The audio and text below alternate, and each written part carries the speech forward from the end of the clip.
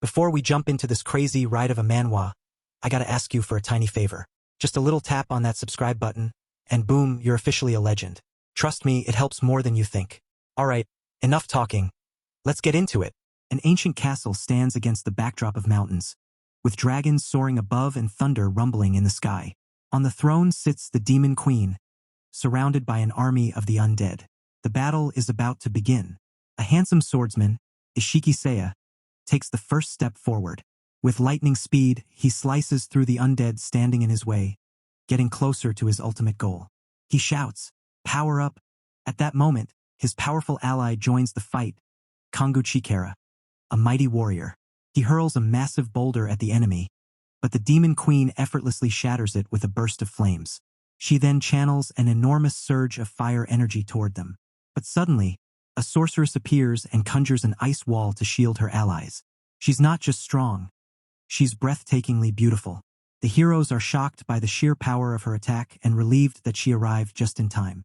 Behind them, a cheerful support character emerges from a portal, bringing healing potions. They turn to Haruto asking if he's ready. "Of course, I'm more ready than ever," he replies. The demon queen laughs, mocking him and his strength. But it looks like he's about to unleash a devastating strike. His name is Kira Haruto, and he is a hero. Across the world, people watch breaking news. The demon queen has been defeated. The people rejoice.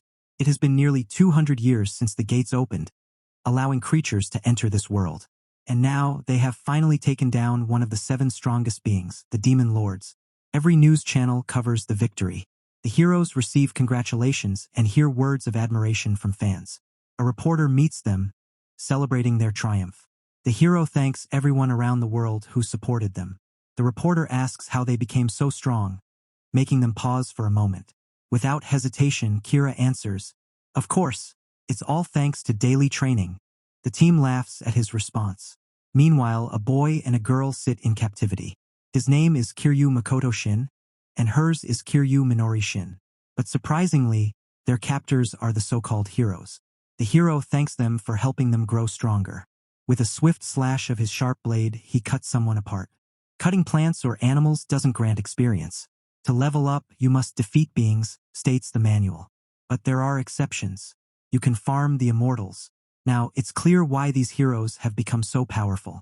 As long as they keep eliminating the immortals, they can level up endlessly. The immortal has already regenerated, and now the next heroes are stepping up. One warrior smashes the captive with his massive fists, draining their life force and even breaking a limb. The sorceress incinerates a girl with her spell. She is engulfed in flames. Even though they are immortal, they feel pain every single time. Only a charred skeleton remains. More heroes stand ready, one with potions, another with a sword. The support character force-feeds a girl a poisonous potion, while the swordsman cuts the boy down like a meat grinder. Honestly, this story is fascinating. But I'm starting to feel sorry for them. And yet, the heroes continue to level up endlessly.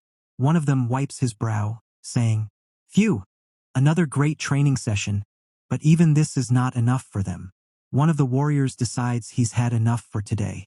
Something seems off with the support character. "Lately, I haven't been able to collect poison data the way I want to," he murmurs. The hero tells him not to waste time and invites him to spend time with the ladies. With a crazed smile, the support character replies, "One doll is enough for me." The girl was truly stunning. She caught the eyes of many men, and she was barely dressed.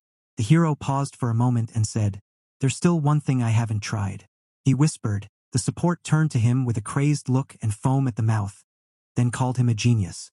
They had always focused on destruction, never on creation. The sorceress chanted a spell and directed it at the imprisoned girl. She had nothing to say. "Don't," she whispered.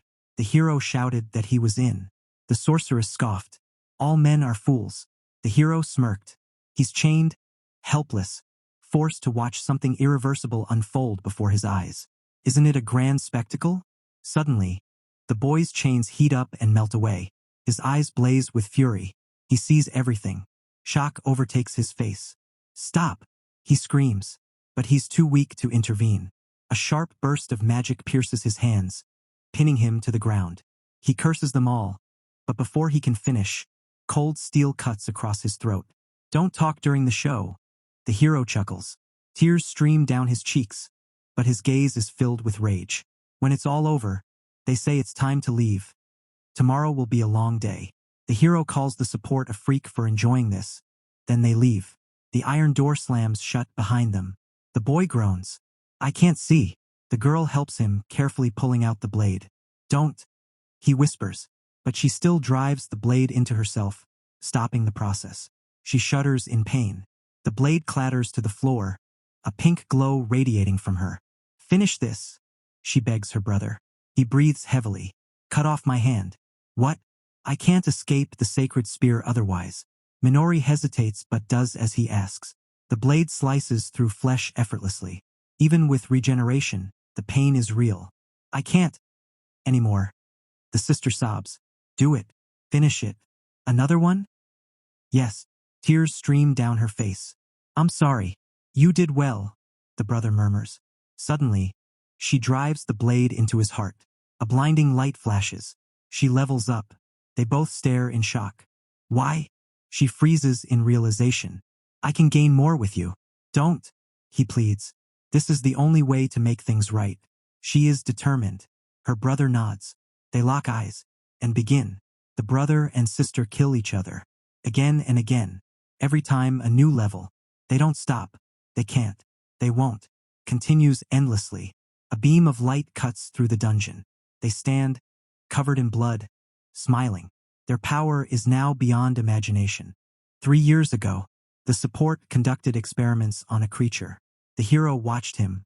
Impressive work, he said. The support didn't expect him to be there. The hero smirked. It's fine, but don't you want to try something better? They headed to a hidden room. The hero turned to the others. Do you want glory? The heroes tensed, intrigued. Right now you have a choice. He paused. Glory can shape your future. One question burned in their minds. Are you ready to follow me? The heroes exchanged glances. Yes. Then, he smiled. Let me show you something special. The hero revealed a hidden passage. Stairs descending. A room no one had ever seen. He placed his hand on a scanner. The door slid open. Darkness. Welcome. The door opened. They stepped into the room. The hero introduced them to a brother and sister. The heroes were shocked by what they saw and condemned him. He told them not to worry because, despite their appearance, they were not actually human. The hero drew his sword and said that these two belonged to an immortal tribe long thought to be extinct. To prove it, he demonstratively beheaded the brother. A horrifying sight. The heroes were in shock. People from that tribe still existed. The boy showed them an app that tracked their levels. This app monitors strength and magical abilities and allows us to fight against monsters. The heroes were stunned to see his level 50. Normally, you couldn't increase your level without killing monsters. Doing so was extremely dangerous, you would simply die. But if you use this, your level will skyrocket. The crazy one absolutely loved the idea. He had always been curious about the structure of such creatures' bodies. As he cut her into pieces, he asked how she felt, and gained another level. He loved it, and he wanted more. The other heroes were already anticipating the thrill of killing these monsters. They were ready, after all, they weren't human. So there was no problem. And the slaughter began. Easy, the hero said. Present time. The heroes were heading to an interview. Meanwhile, the lunatic descended into the basement. He told the girl he had missed her. But he wasn't prepared to see this. The brother was killing his sister. The boy screamed at him to stop. The brother and sister stood before him in perfect condition. Normally, when you kill a creature of equal or lower level, the experience gain is small. But when you kill something stronger, the amount of experience skyrockets. They had leveled up by killing each other, and continued training this way. Their bodies had undergone extreme changes overnight. The boy was horrified by these monsters. They started advancing toward him. He stepped back, but it didn't look like he could escape. He smashed a button, an alarm. The brother and sister were ready. He released a chimera, a mighty beast, against them, but they weren't afraid in the slightest. A psychopath unleashed a fiery chimera on a brother and sister. The brother told his sister to step aside and leave it to him. The psychopath sneered, saying he had no chance against the chimera. The young man tried to calm the chimera, but that only made it even more enraged. The psychopath suggested they return to their shackles and continue providing him with experience. He said they would make an interesting mix with the chimera. The sister imagined what kind of child could be born from a chimera and an immortal. Her brother shielded her from such dark thoughts and said, "I'll take you down." The psychopath began provoking and taunting him. The chimera suddenly charged forward. The young man dodged its attack. The chimera smashed through walls with its massive body. The young man hadn't expected such strength and speed. Out of the corner of his eye, he noticed a hand emerging from a portal, holding a knife. He tried to evade it but wasn't fast enough. Blood dripped from his hand. The psychopath told him not to run away. The psychopath used his skill. When a person levels up, they gain a special ability. Skills depend on a hero's innate talents, which evolve over time. Tora had always possessed a variety of skills, but he was best at handling objects, taming beasts, pharmacy, and assassination. His ability allowed him to connect different spaces using portals. With teleportation, he appeared unexpectedly from different angles, striking without warning. The chimera also attacked unpredictably alongside the psychopath. The young man was injured, his arm had torn wounds. The chimera's tail wrapped around his leg. At the end of the tail was a snake's head. Lifting him upside down, the chimera let his arms dangle limply. With immense force, it slammed him into the ground and severed his leg. The psychopath and chimera gained the upper hand over him. The psychopath mocked him, saying that even with regeneration he was weak, just a puppet for them to farm experience.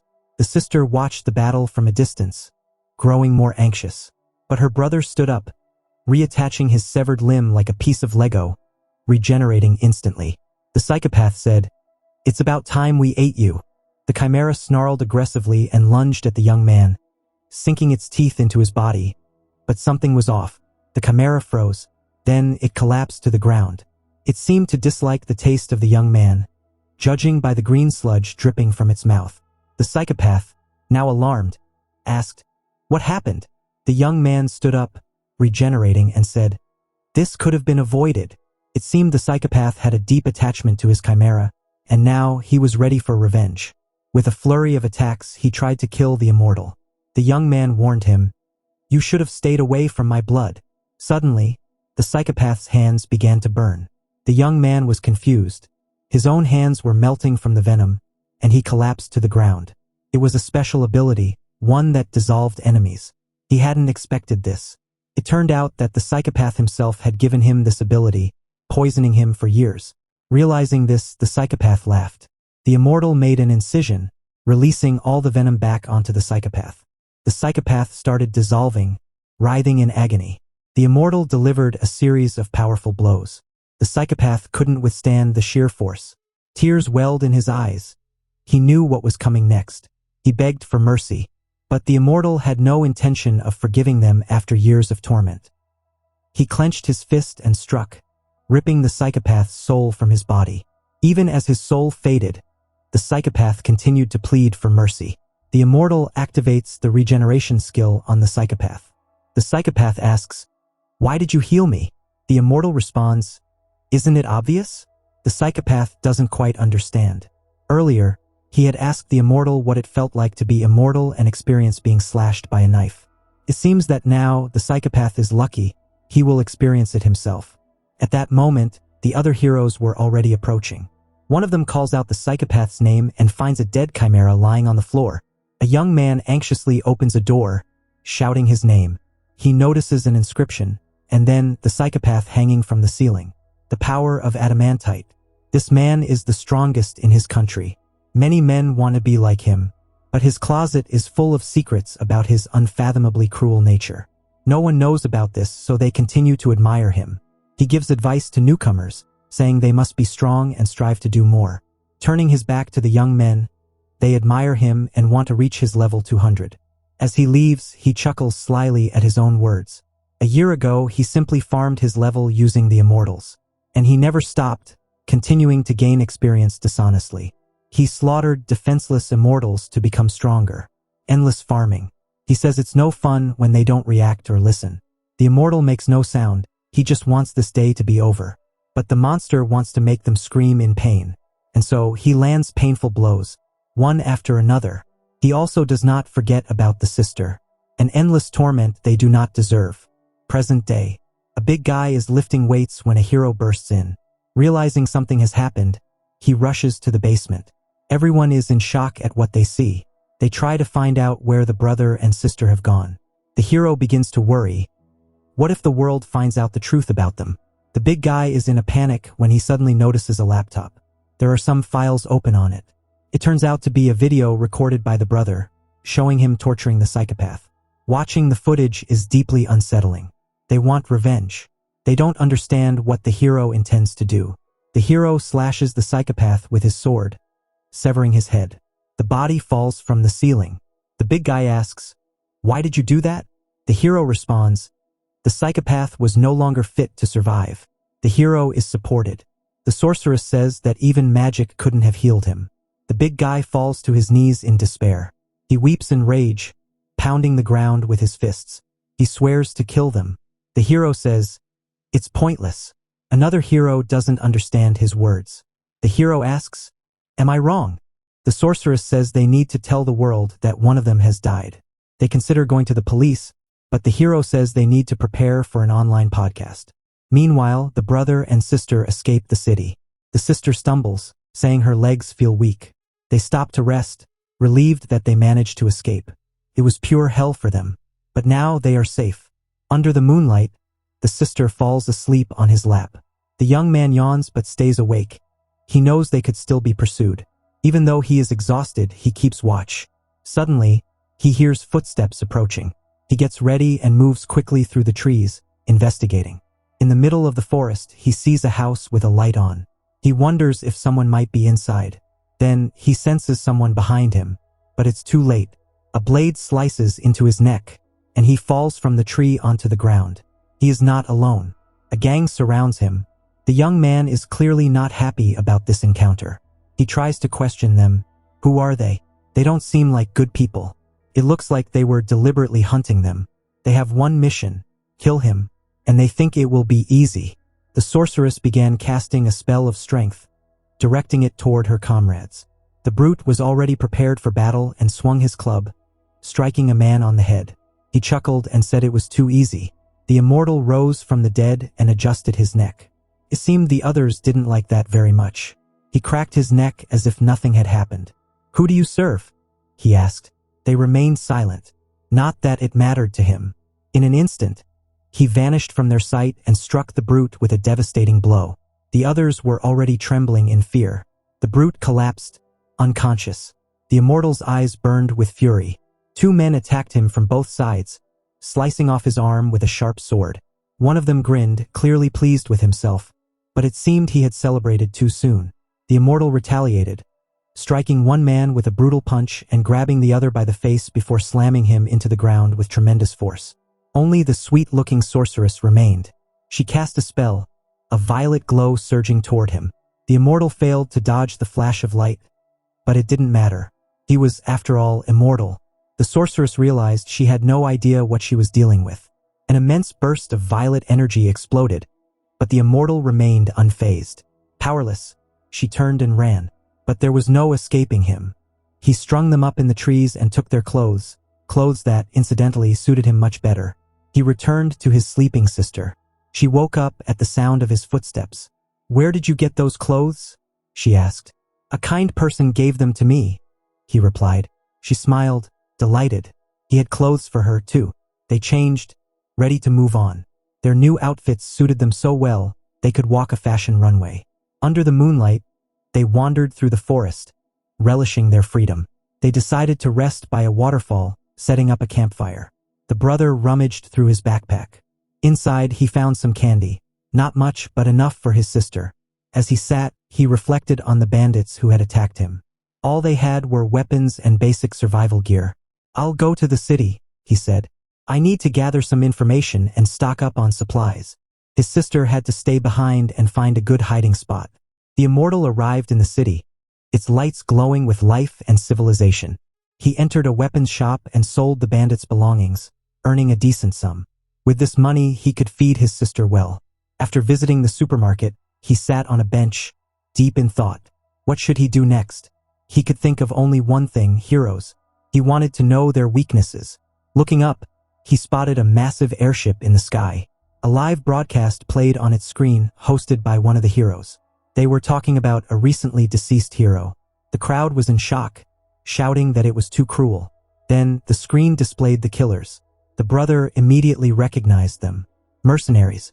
The hero declared that they would be hunted down, that there was nowhere to hide. The crowd roared for justice. The immortal listened from his bench, understanding one thing. These people had power over the masses, but he was ready to revenge. A few days after the siblings' escape, the heroes are gathered, and the big guy punches the young man for failing to gather information. The sorceress mentions that they have leveled up significantly and might not even need them anymore. The hero worries that if people find out what they did to them, things will turn out very badly. The young man reassures him, saying that he publicly declared them criminals and placed a 500 million yen bounty on their heads. The big guy is unhappy that they simply want to let them go after what they did to one of them. He yells that he will never forgive them for what they did to their friend. He promises to find them and make their lives a living hell. The sorceress says she understands his feelings, but Tora lost because he was the weakest among them. The big guy gets furious, outraged that she would dare say that, and starts to raise his hand, but the sorceress binds him with her magic and asks him to calm down.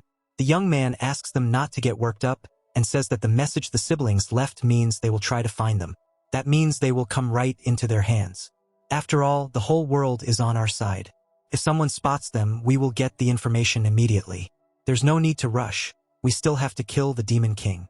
It had been a tough day for them, and they needed to rest and start anew. But the big guy couldn't calm down. He wanted revenge. Switching back to the siblings near a beautiful waterfall. They rejoice in the new day, the sun warming them, wishing each other a good morning. The sister says that for the first time, she slept without nightmares. The brother states that they've rested enough and it's time to leave. If they stay too long, they'll be easy to find. The sister points out that they are being hunted worldwide and are considered criminals. The brother pulls something out of his bag, a mask to hide their faces. This might just work. And oh, how well these masks suit them. They pack their belongings, clean up after themselves, and set off. They head toward a dungeon. Gates that separate the real world from the fantastical one. A world inhabited by mystical creatures where ordinary humans cannot even take a single step. This world has a complex landscape, resembling a labyrinth, making it a great hiding place. Based on a map he bought from a merchant in the city, there is a poison swamp at the top of the mountain. It's a highly dangerous zone, so hunters are unlikely to venture there. That's where they will set up their base. They approach the portal, unsure where it leads, but no matter what happens, they will always be together. Holding hands, they step through.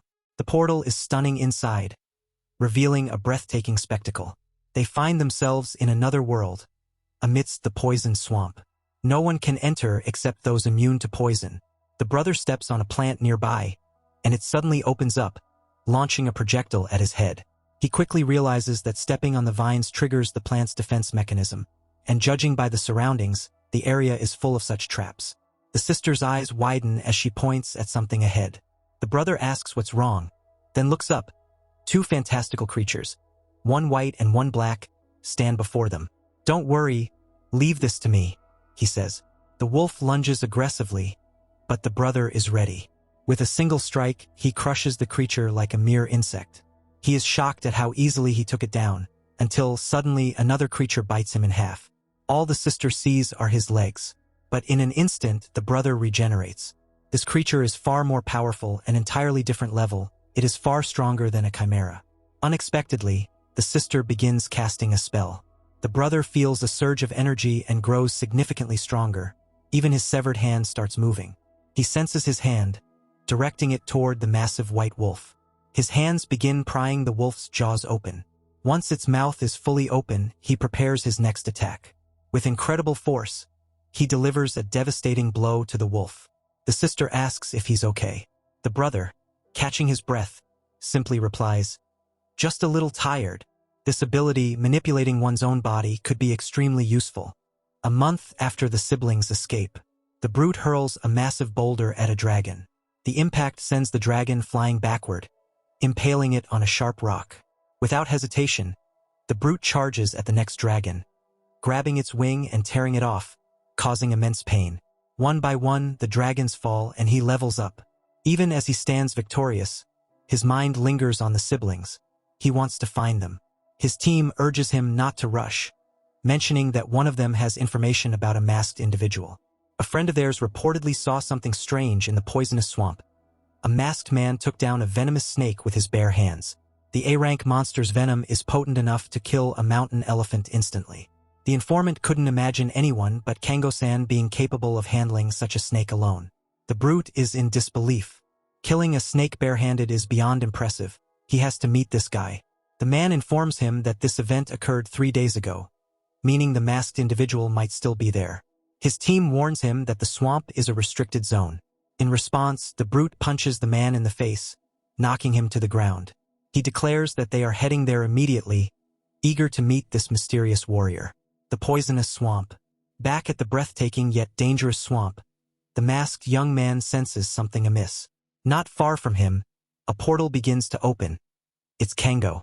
His sister, confused, asks what is happening. The brother jumps down from a tree, stating that it's time. His sister pleads for him not to leave her. He reassures her, reminding her that they have grown stronger. Now is his chance for revenge. He asks her not to look so worried.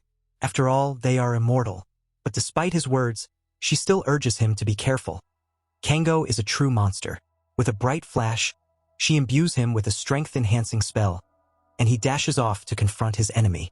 Hiding behind a tree, he activates Vision Enchantment 2, spotting the brute stepping out of the portal. He waits for the right moment to strike from behind. Then, noticing a pig-like creature nearby, he decides to use it to his advantage. He slices his finger with a sharp dagger, embedding it into the pig while casting a hypnotic spell. The creature begins to experience hallucinations, allowing the masked young man to control what it perceives. He commands the bewitched pigs to charge forward. The brute and his men notice the stampede. Perfect for a warm-up, he says, preparing for battle. One after another, they easily take down the frenzied swine. But it's too easy for the brute, he craves more. One of his men suddenly requests a break, complaining of an unwell feeling. The brute gets irritated, but before he can scold him, the man's eyes turn bloodshot, and foam begins to ooze from his mouth. Within moments, the entire team collapses, breathless. The brute detects a strange scent. It's coming from the slain pigs. Poison. What the hell is going on here? He growls. At that moment, the masked young man attacks from behind.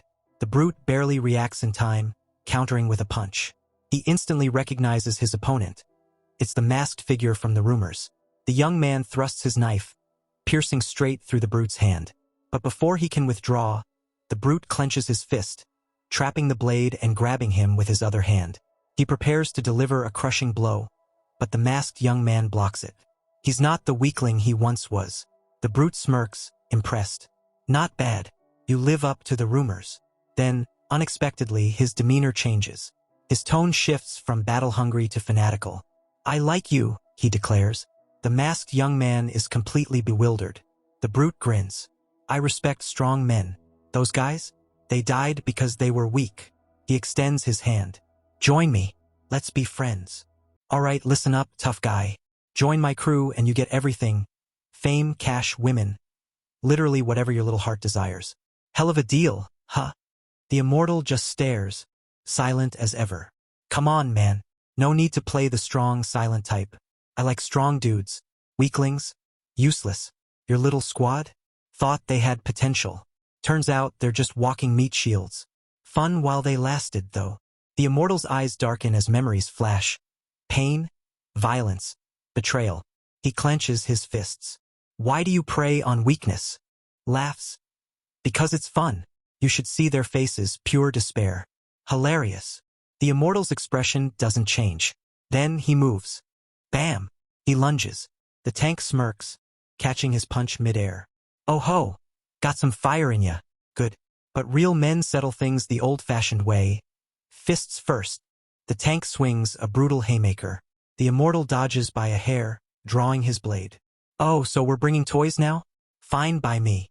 With a roar, the tank throws a shattering strike fist. The impact sends shockwaves through the ground. The immortal takes the hit, his first real blow in a long time. He staggers, but stays standing. Ha! Still on your feet? Not bad.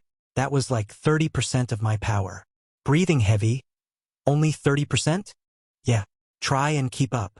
The immortal charges again, blade flashing. He swings. A clean hit, but, crack. His sword shatters against the tank's torso like a twig. Steel against this. Rookie move. Face it, man. You can't win. The immortal snarls, unleashing a flurry of punches. The tank barely reacts. Then, wham! A monstrous kick sends the immortal flying. Dust settles. He's out cold. TCH. What a letdown. Thought you'd be more fun. Then, he notices something.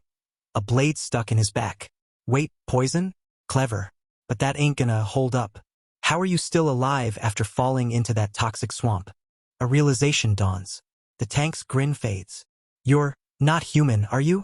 The immortal rises, eyes burning. The tank doesn't hesitate. He unleashes a barrage of earth-shattering attacks, shaking the ground, splitting the battlefield. One final Titan's wrath punch detonates the terrain, leaving a massive crater. The dust settles, and the immortal's mask is gone. Laughing maniacally, knew it was you, the immortal himself. The immortal, unfazed, cracks his neck. You only survived 'cause of that crazy Regan. Not toughness, just cheating. I've been hunting you for one reason. Lemme guess. Revenge? Boring. Get in line. No, not just revenge. You don't get to die easy. Final clash incoming. The two titans stand face to face. The air is thick with tension. With a thunderous stomp, the behemoth charges forward, sending boulders flying like pebbles. Shrapnel slices into the immortal's skin. His arm barely clings to his body. The brute vanishes into the fog of war, only to reappear like a nightmare. Leg cocked back for a devastating strike. You ain't getting out of here alive, he growls. The hit lands like a meteor impact, sending shockwaves through the battlefield. From the rubble, the immortal launches himself at the brute like a missile. His fists connect, but it's like punching solid steel. The brute chuckles, shaking his head. That all you got? He clenches his fist, muscles bulging. The next punch turns the immortal's face into a pancake. Now that's a real hit. The immortal trembles. The brute laughs, thinking he's paralyzed by fear. Look at you, shaken like a scared puppy. Maybe you should just disappear. The immortal staggers back, looking weak, helpless. Is this the end? From behind the brute, something stirs. A severed hand, his own. It rockets toward its target, but the brute senses it at the last second and smashes it to pulp. The immortal's eyes widen. You really thought that would work? The brute snickers and delivers a gentle tap to the immortal. If gentle means sending him skidding across the ground, coughing up blood. Pressing his foot down on the immortal's skull, the brute sneers. How'd you get this strong, huh? Who gave you the juice? He's about to pummel him for answers when a thought crosses his mind. Wait. If you're here, that means your sister ain't far, huh? The immortal's breath catches. The brute grins. After I'm done with you, I'll pay her a visit. That does it. The immortal vanishes. The brute blinks. What the hell? A shadow appears behind him. The immortal has already regenerated, faster than ever. What the? Since when could you do that? Another blow lands. Another. The brute crushes him again, but the immortal reappears instantly, each time stronger, faster. The brute smirks. So what? You heal fast, big deal. You're still weak. Just running, dodging, healing. That's all you got. The immortal chuckles. Oh, buddy. You're gonna wish I was weak. Muscles tighten. The air shifts. The brute suddenly feels uneasy. The immortal's severed limbs twitch and rise, obeying his command. What the hell is this? The brute swats them away, but more come. The immortal isn't scared anymore, he's grinning. Power surges through him, enough to bring even this monster to his knees. Then it happens. One strike. One devastating blow. The brute's arm doesn't just break. It's torn apart. Shock flashes across his face. The immortal cracks his knuckles. How about an arm wrestling match? Rage boils in the brute's veins. I'm gonna turn you to dust. He charges, roaring, desperate to erase this nightmare. The immortal simply smirks. He gives the command. Severed limbs, dozens of them, converge into a single monstrous fist. The strike lands with the force of a nuclear explosion. The brute stumbles, his second arm obliterated. Panting, bleeding, barely standing, he stares at the immortal. How does it feel? The immortal taunts. Losing everything that made you strong? 1 week after the battle. The hallway was dimly lit, the air thick with tension. Footsteps echoed as the group walked, their boots tapping against the cold stone floor. "How's the prep going for our next demon fight?" one of them asked. "Almost done," another replied, cracking his knuckles. "Just a few more tweaks." Blondie exhaled sharply. "We better work harder for Taro." "Who the hell is Taro?" the guy smirked. Blondie stopped in his tracks, staring at him like he just grew a second head. "Wait, are you serious?" "Nah, just messing with ya." He grinned. Blondie sighed. "Man, don't joke about that. Even if it's a joke, don't." Changing the subject, he looked around. "Haven't seen the big guy in a while. What's he up to?" White-haired dude leaned against the wall. "He's out looking for the siblings. They make good punching bags."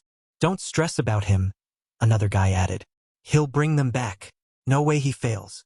Blondie smirked darkly. "Good. When they're back, I'll train them to death." Suddenly, frantic footsteps echoed down the corridor. A man in a suit, drenched in sweat, sprinted towards them, waving his hands like a lunatic. "A package arrived. But it's not just a package," he panted. The group exchanged glances before rushing after him. At the entrance, the witch stood over a large, ominous-looking box. She flicked her wrist, opening it. Silence. Inside, a pair of severed hands. Familiar, inked with tattoos they knew all too well. Blondie's stomach dropped. "No." They dragged the box inside, locking themselves in a room. The witch inspected the limbs, her voice grim. "It's real. This is him." Blondie clenched his fists. "Bullshit. No way someone had enough power to take him down." "Maybe someone with a serious grudge against us?" another suggested, his voice tight. The pieces clicked in Blondie's mind. "He was out searching for the siblings. It has to be them." "No way," Blondie snapped. "They're not that strong. They can't be." The memory of Taro's death resurfaced. Taro, the weakest among them, had still been powerful. And yet, the siblings had torn him apart. Now, the strongest hero in the world was gone too. "How?" Blondie's voice cracked. "How the hell did they level up so fast?" A moment of silence. Then the realization hit. "How did we get this strong?" the other guy asked, his voice eerily calm. Blondie exhaled, rubbing his temples. "Isn't it obvious? We killed immortals. Over and over again." "Exactly," he nodded. "You take down a high-level opponent, you get a ton of XP. What if they've been killing each other nonstop, over and over, until they got strong enough to take us out?" The room turned cold. Fear crept onto their faces. The witch cleared her throat. "All right, everyone chill for a sec." One of the guys clenched his fists, still shaken. The witch murmured an incantation, placing a calming spell on him. Blondie exhaled, nodding in thanks before walking out. "I need a minute." "Same," the other guy mumbled. "Leave me alone for a bit." The witch gave him a knowing look before stepping out. Alone in the room, he approached the package again, staring at the severed hands. His lips curled in disgust. "So they think they can scare us? By sending us this garbage?" Without hesitation, he tossed the limbs into the trash. "Impressive that they got him," he muttered. "But damn, what a dumb move." Something crunched under his boot. A single bloodshot eye had rolled out of the package. He crushed it mercilessly. Somewhere, someone watching through it gasped. "Trying to spy on us? Cute." But he had no time for games. He had a sister waiting for him. Time to do some shopping. After stocking up on supplies and throwing in some plushies for his sister, he walked through an underground passageway. His instincts prickled. Hunters were up ahead, moving in formation. They were chasing someone. A girl, by the looks of it. Not his problem, or so he thought. The girl ran into a dead end. Nowhere left to go. The hunters closed in. He sighed. "Ah, damn it." The lead hunter turned. "Who the hell are why?" Slap. The dude got folded instantly. A second hunter barely had time to react before catching a fist to the jaw. He grabbed one by the collar. "Why were you chasing her?" The girl stayed silent. But then he got a good look at her. His eyes narrowed. "Wait a second." Later, as he approached his sister's hideout, he saw her waiting. She had been waiting so long. Finally, her eyes lit up when she saw him. But then, her gaze shifted to the girl beside him. He raised a hand. "Calm down. Look at her face closely." His sister's breath hitched. Her eyes widened in pure disbelief, because standing in front of her was herself. Shiki Siya, a name that instills fear. A blonde boy with the face of an angel but the soul of a monster. A legendary warrior whose swordsmanship struck down enemies and whose fame attracted women. However, his true nature was hidden from ordinary eyes. Behind closed doors, he found pleasure in torment. He especially enjoyed torturing the immortal, the only one he could torment endlessly. Screams, tears, fear his twisted delight. But strangely, he never touched the brother. Apparently, it didn't have the same effect. One day, after piercing the immortal's cheek, he simply told him to shut up. Women were far more interesting. Finishing his entertainment, he walked down the corridor, humming to himself. Then he noticed something curious. His comrades were gathered around a locked room, one that only the white-haired boy was allowed into. Curiosity took over. He tried to follow unnoticed but was quickly discovered. "Just wondering where you're going," he smirked. The answer was simple. "We're already done. You can join us." The door opened and he stepped inside. Before him, rows of clones of the immortal girl. This was the work of Taro, the white-haired boy. The clones could regenerate, making them perfect for training. But there was one defect: after 10 deaths, regeneration stopped. Moreover, they provided no experience, making them useless. "Just going to throw them away?" the blonde asked. "Yeah, I only like the original," Taro shrugged. "They're boring. They don't react." "Then give them to me. Do whatever you want. They're just dolls. No emotions, no will." And that thrilled the blonde. "You really get off on dolls?" Taro scoffed. "You don't understand. I don't like dolls. I like her." Taro just shook his head. "You're obsessed. The worst of the worst." Meanwhile, elsewhere, the immortals met her, one of the clones. The girl was on the verge of tears, barely holding them back. "It's him. He still has a dozen of my copies." The young man frowned. "But you said clones have no emotions. Then why do you?" "I don't know." Her voice trembled. "I accidentally saw us on TV and felt something warm inside." She had escaped, but the others remained trapped in his hands. "Please, save them." Her brother hesitated. "What if we use them to kill him?" His sister flared up. "These girls didn't choose to be born, but they are alive." Her hands clenched into fists. "They are my sisters." "Don't say that." But he had already made up his mind. Now they knew where the mansion was. This was their chance for revenge. "If you sacrifice them for your goal, you're no better than him." "That's not what I—" He faltered. She clenched her fist. "We'll save them all. And I will kill him with my own hands." The mansion greeted them with screams. In one of the rooms, the blonde stood with a whip in hand, staring at the obedient clones. Why did a mindless doll decide to run away? Why didn't anyone stop her? His voice trembled with rage. "Bring her back." And the soulless clones obeyed. We dive straight into the neon jungle of a massive city at night. The vibe? Chaotic. A group of clones is tearing through a dark alley, hot on the heels of another clone. She's running for her life, but boom! She trips over a stupid cardboard box. Classic. Before she can even process what just happened, they grab her. One of the clones pulls out a phone, casually reports, "Yeah, we got her." Then zaps her unconscious with a stun gun. Real nice guys. They hoist her up and carry her off, while two immortals watch from the shadows, tracking their every move. Looks like they started hunting the second she bolted. One of them mutters, "No kidding." Turns out, the kidnapped girl isn't just another clone. She's the original immortal. And now the real game begins. The chase leads them to some ridiculously oversized mansion, like way bigger than expected. Our main guy hands his sister a small, sealed package. "What's this?" she asks. "My ear." "Bro, what?" "I'll hear everything happening inside. If things go sideways, I'm coming in hot." Not creepy at all. But hey, family trust, right? Cut to. The clones bang on the mansion door.